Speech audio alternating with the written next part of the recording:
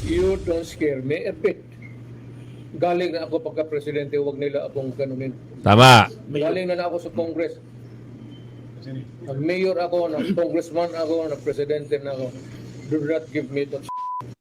Congressman Abante. Unang-una, ang hilig mo talaga mag-i-English. Mali-mali na naman ang grammar mo. We will be trying relief. Ano ba yan? Huwag ka na kasi English na English. Bumalik ka na lang sa pagka-bomba storm tayo. Design na sa chairman. Mag-design na lang kayo dyan sa kongreso. Kasi Do not shoot the messenger, sabi niya. Tama. Yung message ang importante. Yung message galing doon sa principal. O yun ang sagutin nila. Wala na po akong, parang, hindi ko na po kayo pinagtitiwalaan eh. Oo. Hindi po ako Ayun. naniniwala na kayo po ay makagagawa ng isang tapat at mapagtitiwala ang pagdinig kung pag-uusapan ay in aid of legislation. Oo. Sapagkat gagamitin nyo lamang po yan, nakaparaanan, para ako po ay asuntuhin ninyo sa mga krimen na kailanman ay hindi ko ginawa. Opo. O yun ang kanyang katwiran, kaya hindi siya pumunta. Oo. At pagkatapos, sinabi niya, dalawa sa mga member ng Quadcom na chairman, binanggit, ano? Hindi ko kilala itong dalawa eh. Congressman Abante, kilala niyo ba ito? Kilala ko po yan, Kong. Congressman Fernandez. Yan, nakalista na po sa akin yan, Kong. Nilista ko yung mga yan. Yes. Magandang gabi sa inyong mga kasama at muli si Kuya Goods nagbabalik. At kung hindi ka pa nakasubscribe sa ating channel, pasubscribe na po, hit mo na rin yung bell para updated ka sa ating mga video. Bago ang lahat, pasalamat muna tayo. 125,000 na po ang nakasuporta sa atin. Maraming salamat po. Sang like, sang share, o gusto po tayo dyan. Ano meron? Ex-President Rodrigo Duterte sa House Quadcom. Oo. You don't scare me a bit. Kita nyo? Ganyan katapang ang ating Pangulo, ang dating Pangulong Duterte. Oo. Ano ba ang sinabi niya? Bakit niya sinabi yun? Kasi naman itong mga Quadcom na ito, kala mo kung sino makapagsalita, lalong-lalo na si Paduano, di umano. Bakit? Takot ka bang umatin dito? Yan ang sabi ni Paduano. Nako po, Diyos ko. Eto na, sinagot ka na. Pakinggan nyo mga kasama. At wag nyong skip yung video natin. Antayin nyo sa dulo kung ano sagot, Ang sagot ni Senador Marcoleta patungkol sa issue na ito. Yan, malalaman nyo kung ano hinahanap nyo. Nagsalita na po si Senador Marcoleta, Ito po ang video na ito ay kayo na po ang humusga. So ito, nabalik tayo rito. Bakit sinagot? Kasi narinig na dating Pangulong Duterte, itong si Paduano, dakdak ng dakdak. Akala mo naman talaga daw ay matindi. Yan ang sabi ng ating kababayan. So ito ate, pwede ba bang ikwento sa amin kung ano ang statement ng dating Pangulo patungkol dito sa issue dyan sa Quadcom, bakit daw hindi siya umatin? Sige, pasok. Hindi ako takot sa inyo. Yan po ang banat ni dating Pangulong Rodrigo Duterte sa Kamara. Tama. Kasunod ng muli niyang pagdedma sa pagdinig ng Quad Committee tungkol sa war on drugs. Nadismaya kasi ang ilang mambabatas at sinabing baka raw natatakot lang ang dating Pangulo na humarap sa komite. Nako Pinit po. ni Duterte na wala na siyang kailangang sabihin sa Kamara dahil nailabas na niya lahat sa kaparehong pagdinig naman sa Senado. Totoo naman. Sabi pa ni Duterte, wala umano siyang natanggap na imbitasyon para sa pagdinig kahapon. Ayun naman pala. Wala naman palang natanggap. No? O kayo dyan sa Kamara, huwag niyong lilituhin ng taong bayan, wala naman palang natanggap. Ayon yan dito sa frontline, binalita nila. Tayo nagre-reaction lang. So, yun. Kaya po hindi nakapunta. So, wala naman daw siyang ibang sasabihin. Dahil nasabi niya na lahat. 'Di ba? At doon pa sa Blue Ribbon, mas mataas pa dyan sa Kamara. Ano ba yung sinabi dito? Pwede ba nating ituloy? Para marinig ng taong bayan ang ating mahal na dating Pangulo sa kanyang statement. Pasok. You don't scare me a bit. Galing na ako pagka-presidente, huwag nila akong ganunin. Tama. Galing na ako sa Congress. Nag-mayor ako, nag-congressman ako, nag-presidente na ako. Do not give me that. Di ba? Ako po si Ruth Cabal. Yan ang sinasabi natin. Yung ganyang statement, yung napakatapang na statement. Ewan ko ba dito? Sa mga, kung sino yung gusto magpa-attend. Nasagot tuloy kayo ng hindi nyo kayang tanggapin. Eto. Ano meron dito? Bakit nasabi natin? Oo, ito naman. Oo, sino to taga Laguna? Sino to? Meron naman siyang kapapasok lang na balita ito ha. Oo. Kapapasok lang ho, nagpa-interview na naman siya. Wala hong tigil kaka-interview. Oo, nagpapalakas ng arrive di umano ha. Sabihin, syempre, mag-election. Oo, siguro pakiramdam nito, kaliwat ka ng interview, press con, lalakas na siya sa Laguna, di umano. Yun, baka yun ang feeling niya. Kaya ito, pakinggan natin kung ano yung interview sa kanya dito. Ano ba meron dyan? Pwede ba bang ikwento sa ating mga kababayan? Kung ano naman yung, ganap mo, kuya? Ano naman yung gusto mo maiparating, Sa kababayan mo lang ba yan o sa buong Pilipinas? Naku po. Kung sa buong Pilipinas, wala na maniniwala. Kung sa kababayan mo sa Laguna, baka may pangilan-ngilan di umano na umintindi pa sa sitwasyon mo ngayon. Eto. Ano ba meron dyan? Ipasok natin. Pasok. Ayun Kong Dan, ito pong akusasyon ni Colonel Grijaldo talagang medyo mabigat. So kung kayo ang tatanungin, ano na ba ang mga steps or susunod na hakbang na inyo pong iti-take laban po sa kanya? Do you plan na magsampa ho ng kaso laban sa kanya? Yes, ako nag-isip na kami mag-file ng administrative case sa NAPOLCOM. Nako dahil po. nga po yung sa Naku po, eto Nang dahil sa napahiya ka, magpapile na raw sila ng administrative case. Di umano. So, lalong nararamdaman ng mga kababayan natin na ganun pala talaga ang target nila, no? Na halimbawa, hindi sila magtagumpay at merong umalma, ngayon kakasuhan nila. Sila na ngayon ang magkakaso. Noong una, resource person. Binigyan ng script, di umano, hindi pumayag si Grijaldo, ngayon napahiya, nagsalita sa Blue Ribbon Committee, at hindi pumabor ang mga senador, ngayon, na-guilty. Sino? Sino ba yung taga Laguna? Na-guilty. Ngayon, si Grijaldo kakasuhan ng administrative case. Di kawawa naman yung tao. Paretiro na. Gagawan pa ng anomalya. Di ba? Dahil lang doon. Hindi nyo ba matanggap, kuya? Pero kung kayo ang tumitira, kayo ang nagbibigay ng hindi magandang statement laban sa mga Duterte, tuwan-tuwa kayo.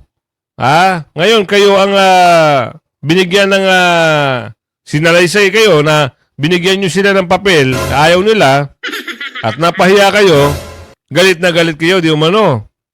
Wawa naman yung tao. Tuloy. At siguro, we will be filing this in the soonest possible time. Naku. Kasi actually, nagano lang po kami ng subpoena sa kanya para umattend siya. Klaruhin lamang po yung coercion, harassment na in-employ namin para lang i-confirm yung mga sinabi ni Rohina Garma. Well, kung hindi niya mapapatunayan yun, then I don't know yet, no. Pero I think hindi siya standard ng isang men in uniform, no, na magsinungaling harapan sa taong bayan. Na siya po ay tinrete namin. At ngayon, iba na naman ang tono, kuya. Iba na naman. Noong una, si Grijaldo ay walang bilang sa inyo as a resource person. Ngayon, parang, ngayon, siya na ngayon ang kalaban nyo. Diba? Ganun ba? Halata. Dapat hindi kayo masyado nagpapalata. Kasi, ang mga taong bayan, hindi na po yan parang bata na pwede nyong paglaro-laruan. No? Meron po yung mga tamang pag-iisip na iintindihan nila kung ano ang nangyayari diyan. Sa tinatawag niyong committee, di umano. Mga kasama, naniniwala ba kayo sa committee nito mga ito? Kung naniniwala kayo na maganda ang tawag dun, maganda ang intensyon ng committee nila, i-type nyo sa comment section. Kung hindi naman, type nyo sa comment section. Naku po, hindi kami naniniwala. Dahil puro lang, yes or no lang. Yes or no. Okay. Huwag ka magsisinungaling. I cite you in contempt. Ganun ho ang naririnig. At ang kwento dyan, oo. Sabi ni ni Pulong, ang kwento, Sabi ni Pulong, magkano ba? Ano ba Pulong?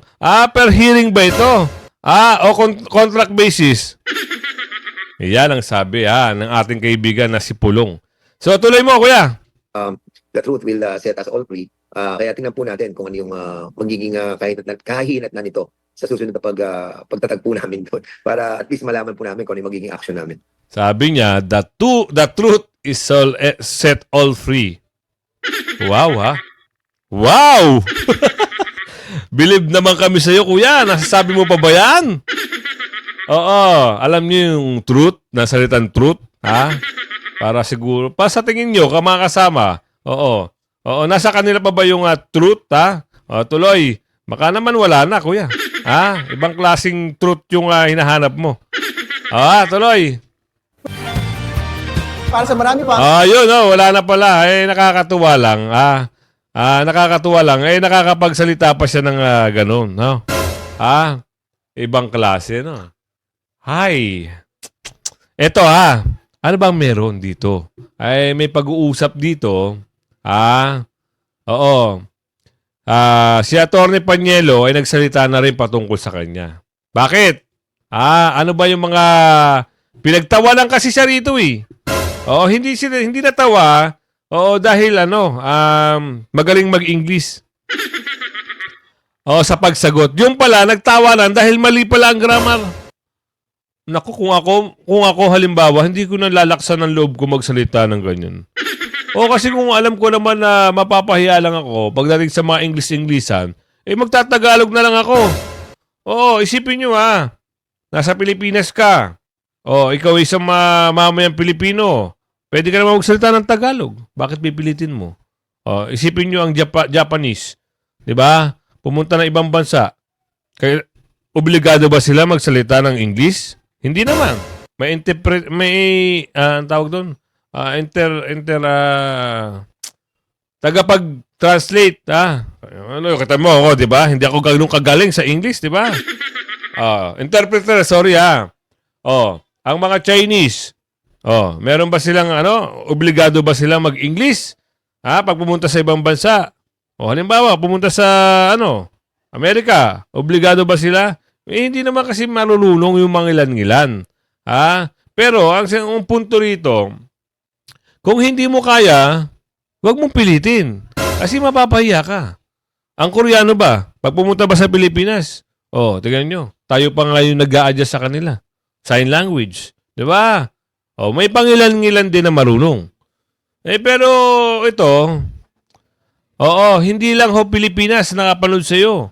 Yung kababayan natin sa, yung gitnang silangan, yung mga migrante, nasa Europa, Africa, America, Canada, all over the world. All over the country, ika nga. Diba? Kaya kuya, eto na kayo na humusga. Ito yung kwento rito. Pasok mo ate. Baka naman pwede mo kaming bigyan ng isang, magandang pag-uusap dyan. Let's go, let's go, Makinig kayo mga kasama. Tatawa kayo dito. Pasok mo ate. Inanunsyo nila Representative Dan Fernandez na handa ito. At ganoon din si Representative Bienvenido Abante Jr. na pansamantalang bakante ng kanyang chairmanship. Kasunod ito ng inayagi dating Mandaluyong City Police Chief Colonel Hector Grijaldo na kinausap siya ng naturang mga mamapatas para kumpirmahin ang umano'y reward system sa war on drugs na una namang sinabi ni retired Colonel Royina Garma. Pero ang kanila ng mga aniyang pagbaba bilang chairman ay kung dadalo sa pagdinig si Grijaldo at tatalakayin na ang naturang issue. Pakinggan natin, Atty. Sal, naging pahayag na ito ni Representative Dan Fernandez. And together, maybe with Chairman Abante, we will be trying to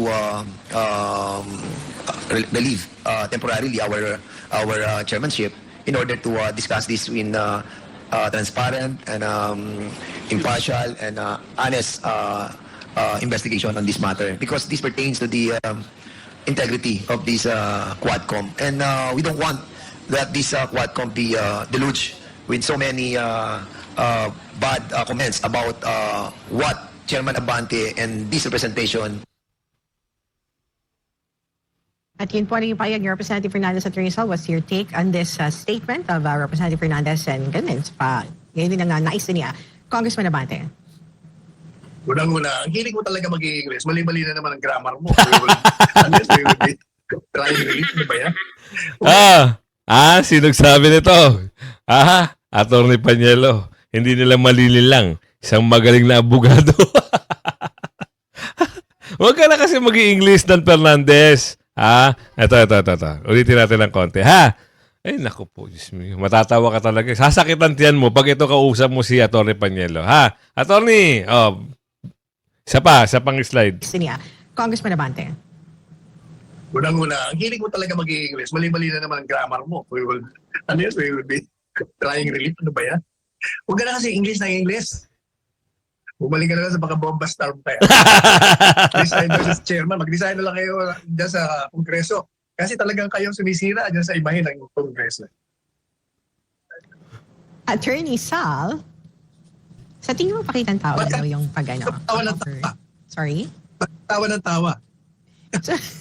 Natawa ko doon sa sinabi mo. Pero gusto ko naman ng Attorney Sal, sabi ng mga netizen, kung pakitang tao lang daw yung naging pahayag na yon. Alam ko kung ba't ka natatawa dahil sa wrong grammar. Ano ka talaga, Attorney Sal? Ang tawag niyan, grammar Nazi. Alam mo kasi, tayo mga Pilipino, pag hindi tayo sanay sa wikang dayuhan, huwag na nating ipilit kung Tama. pa tayong mga bugoy. Tama. Pilipino naman. Pilipino. May punto si Attorney Panielo. Sa naturang pagdinig din Attorney Sal ng Quadcom, inakusahan naman ni former Police Colonel Eduardo Asierto, si dating Pangulong Duterte na protektor ng pinaghihinalaang drug lord na sina Michael Yang and Alan Lim. Ani Asierto, may isinumiti siya intelligence report noong 2017 na nag-uugnay kina Yan at Lim sa illegal drug trade. Ngunit, hindi daw ito pinansin ng mga high-ranking official dahil din daw dito nakaranas sila ng kanyang team ng paghihiganti at dalawa nga sa kanyang kasamahan ang dinukot. And I quote, sinabi ni Asierto, sigurado po ako dahil sa mga nangyari sa akin at nangyari sa mga kasamahan ko ay very obvious po siya yung nag-protect. Pinotektahan niya si Michael Yang at si Alan Lim. And I am sure because of what happened to me and what happened to my subordinates, it is very obvious that he, or the former president, was the one who protected Michael Yang and Alan Lim. End of quote ni Asierto. Ano masasabi mo sa naging pahayag na ito ni Asierto, Attorney Sal? Alam mo yan si Asierto yan eh. Talagang dapat nakulong yan ang habang buhay dahil sa ginawa niyang drug-related activities. Ang tinatapon niya kay Presidente Duterte. Walang sense na. Pero mo sasabihin niya, protector si Presidente Duterte. Kung protector yan, ba't pa siya nagdeklara ng digmaan sa droga? Kaya nga, di ba, yung mga critics niya nagagalit. At marami rin siyang pinatay. Sinirang mga tao na involved sa droga. At paano gagawin? Halata mo mga taong ito. Pag talagang nasa pumuloy na, they want to drag people with them. Walang maniniwala sa kanya. Tama. Siguro maniniwala sa kanya yung mga kaaway ni Presidente Duterte dyan sa Kongreso. So, yan na. Ano sabi? Bumalik na lang sa bomba star. Wag na ipilit pag di kaya. Dito tayo. Sa usapin na ito. Ito nakakagimbal na pagsagot ito ni Senador Marcoleta patungkol dito. Sino ba ang bida rito? Yung mga Quadcom. Diba? Sila yung bida ngayon dito Pero pagdating ng araw, sigurado, pag nagkabaligtad ang gulong, yung ilalim pumunta sa taas at yung taas pumunta sa ilalim, sigurado magkakalabasan na. Lahat ng mga dapat ungkatin, dahil sa pamumulitika at sa panggigipit, baka mangyari, di umano. So, eto na. Sino yung magsasalita dito? Senador, pwede mo paliwanag sa amin kung ano yung pananaw mo dito sa mga bida-bida dyan sa Quadcom. Ano ba yung pwede mo sa aming kwento o suwestyon o mga advice, Eto, ipasok mo attorney, ipasok. Mamaya. Alis na ako rito. Dala-dala nyo Ay, nakita ko na. Dala-dala nyo po Hindi. Ang gusto ko sanang, akala ko naman yun ang pag-uusapan natin. Di ba hindi dumating si Pangulong Duterte? Oo. doon sa patawag pagdinig ng kahapon. Quadcom, hindi ba? Kahapon eh. Opo, nanggagalaiti nga po yung ilang congressman doon, Kong. Bakit? Kasi nga, hindi dumating. Ang gusto nila, ipatawag na lang ata yung abogado ni Congressman, dating Pangulong Digong. Uy, ano kinalaman ng abogado? Kasi, siyempre daw, doon nga ako, nagtataka nga ako. Doon siyempre niya, kapag sinabing ng kanyang kliyente, at least meron na niyang sapat na kabatiran yung abogado kung totoo ba yung sinasabi ng kanyang kliyente, Kong. Hindi ganun yun. Yan. Ang abogado, Oh. kapag yan ay in-engage ng isang kliyente, ahente lang siya. Yun, tama. Representative lang siya.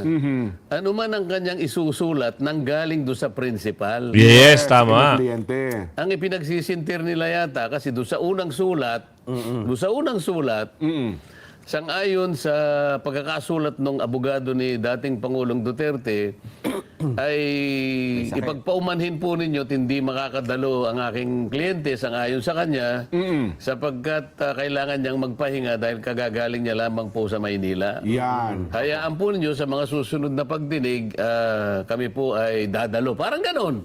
Okay. Tama po. So, yung sulat na yon nanggaling sa principal. Meaning to say, si Pangulong Duterte. Tama po. Ngayon, sumulat uli ngayon sapagkat umaasa nga dahil nga sa commitment na sa mga susunod na pagdinig, dadalo, hindi dumating, may kalakip na naman na sulat. Na dito sa sulat na nito ay sinabi, kami po ay sang-ayon po sa pakikipag-usap ko sa aking principal, sa aking kliyente, ay hindi po siya makadadalo dahil po sa mga sumusunod na mga kadahilanan. Yan. O ano ba yung sinabi niya, Jen? Well, Ang sinabi niya doon, hindi siya naniniwala Meron siyang inilinyang mga dahilan.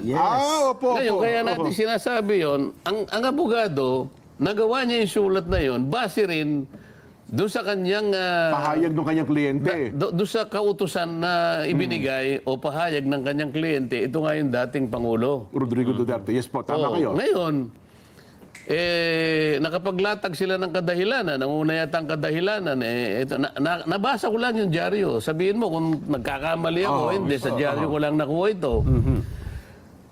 ang unang dahilan ay nakalagay,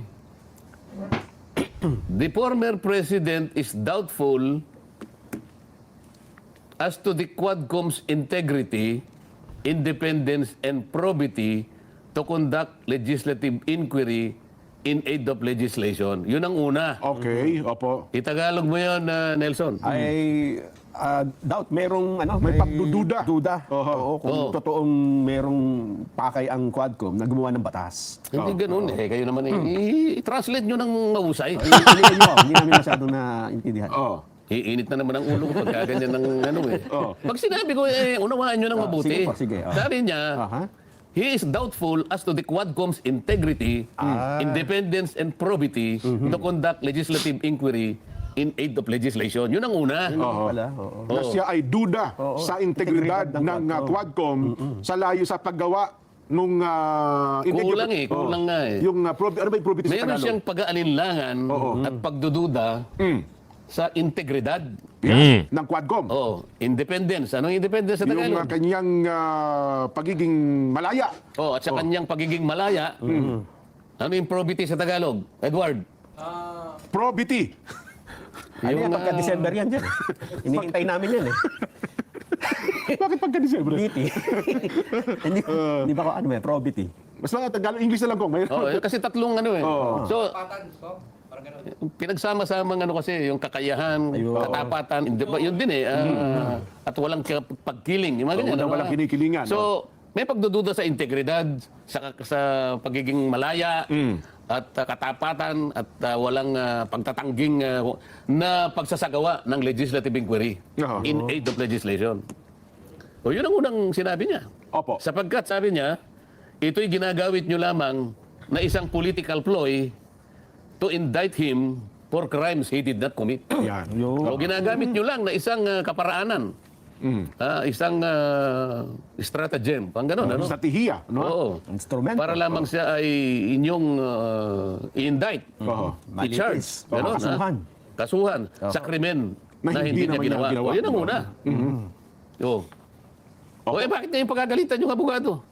Alam niyo kung naging pagtatalo nga yan kasi merong isang abogado na isa rin si Congressman Kate Flores ata, tumutol siya na, Your Honor, kasi abogado lang naman yan, ano ba sasabihin niya? Kasi Tama. yun ang sinabi ng kanyang kliyente bilang abogado. Bakit siya ang obligahin natin na magpaliwanag in behalf sa kanyang kliyente? Oo nga, alam niya, sa abogado siya. Opo. Huwag mo, yung abogado, ahente lang. Opo. Parang tama siya kayo. yung messenger. Ha? Do not shoot the messenger, sabi niya. Tama. Yung message ang importante. Yung message galing doon sa principal. O, yun ang sagutin nila. Wala na po akong, parang, hindi ko na po kayo pinagtitiwalaan eh. Oo. Hindi po ako Ayun. naniniwala na kayo po ay makagagawa ng isang tapat at mapagtitiwala ang pagdinig kung ang pag-uusapan ay in aid of legislation. Oho. Sapagkat gagamitin nyo lamang po yan, nakaparaanan, para ako po ay asuntuhin ninyo sa mga krimen na kailanman ay hindi ko ginawa. Opo. O yun ang kanyang katwiran, kaya hindi siya pumunta. Oho. At pagkatapos, sinabi niya, dalawa sa mga member ng Quadcom na chairman, binanggit, ano? Hindi ko kilala itong dalawa eh. Congressman Abante, kilala niyo ba ito? Kilala ko po yan, Kong.